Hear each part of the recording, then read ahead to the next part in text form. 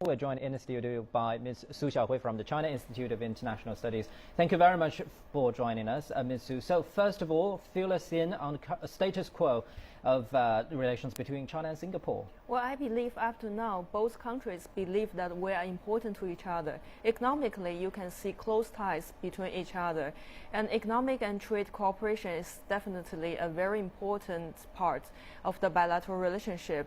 And as you may know that in 2008, we signed free trade agreement, and this is quite important for both sides to work with each other. And now we are upgrading this cooperation framework. And especially for the service trade from 2001 to 2010, this increased by 9 times, very significant. And now we're looking for deeper cooperation, especially the cooperation between local authorities and Singapore's.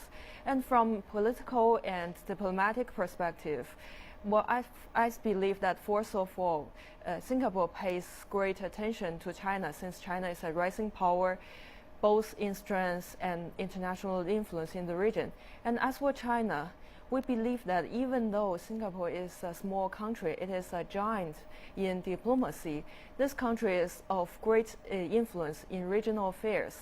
So that is the basic for both sides to pay attention to the bilateral relationship. Even though we understand that traditionally Singapore is a partner of the United States, but it is still quite difficult for this country to take sides between China and the United States. Well, the last thing is military exchange, security. We understand that when the two countries can carry out exchanges on communication in the military field, it means that both sides are trying to build mutual trust, and this is an effective approach. Well, up to now, we have been doing this through exchange visits of the ministry and other perspectives. So I believe that we are working closer to each other. So, Ms. Su, let's talk about the visit in a political arena. Many are saying that issues surrounding the South China Sea is going to be a major item on Li's agenda. So what's Singapore's stance on this? Well, Singapore is obviously not a claimant of the South China Sea, and this country has been taking a relatively balanced position concerning the South China Sea issue. From one perspective, we can detect that this country said it will not take sides on the territory and sovereignty of the islands. That is why last year I remember when Philippines said that Singapore was supporting them, and this country quickly clarified the situation and refuted the Philippines' position. So as for China, at the same time, we can see that Singapore is paying attention to the stability and security in South China Sea, and this country is trying to urge China to make more contribution to the resolution of the South China Sea dispute. So in this context, this country asked China to move forward in the talks in the Code of Conduct, so-called COC. And as for from China's perspective, we have made some progress, and our progress has been approved by Singapore. That is why next month we will talk about COC in Beijing.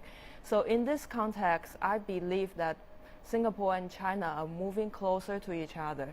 Well, some of our proposals, like to talk in 1.5 and the second track, has been accepted by Singapore, and this country is working with China. That is the truth. Mm-hmm.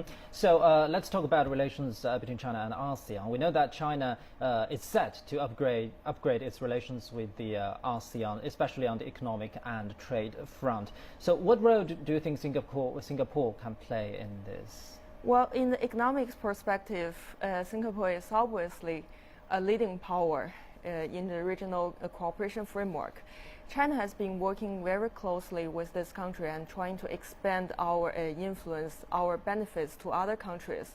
As you may notice that in the report of the 18th CPC National Congress, China said that we would like to benefit the neighboring countries, and this is a signal sent by China and accepted by Singapore and other countries. So on this basis, I believe in the future, when China and Singapore tighten our relationship, it will have a spilling over effect on other countries. Well, thank you very much indeed, Ms. Su Xiaohui from the China Institute of International Studies.